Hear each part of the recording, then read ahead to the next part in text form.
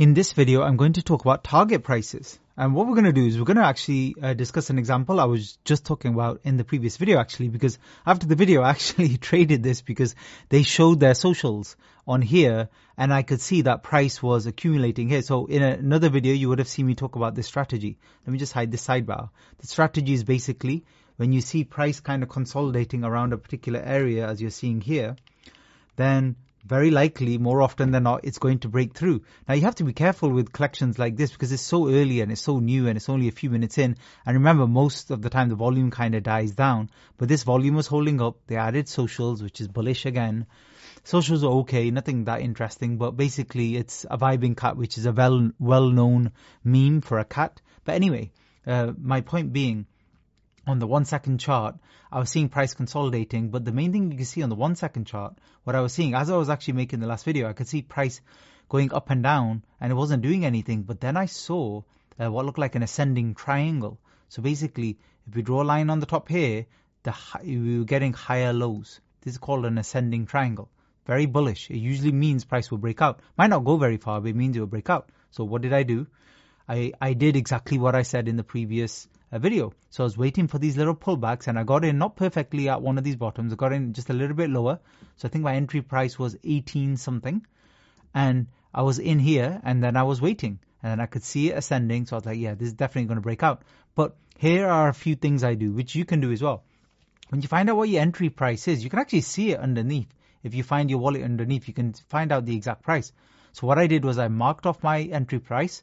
And sometimes on a chart, that's good because you kind of know where you got in.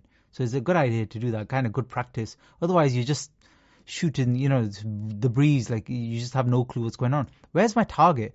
So this is not really a target because this is where I think it's going to break through.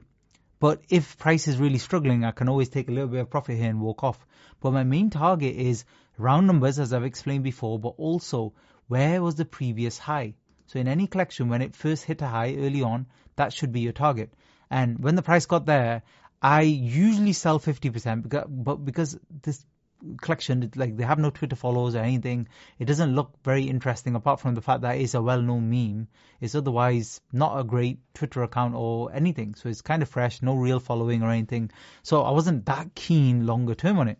So I took some profits and that's okay. You make a 50%, or actually it wasn't anywhere near a 2x. It was more like 40 or 50% because suddenly people were doing the same thing I was doing. And then in that little bit of a sell-off, I wasn't quite fast enough. So only 50%. But still, it's, every little helps.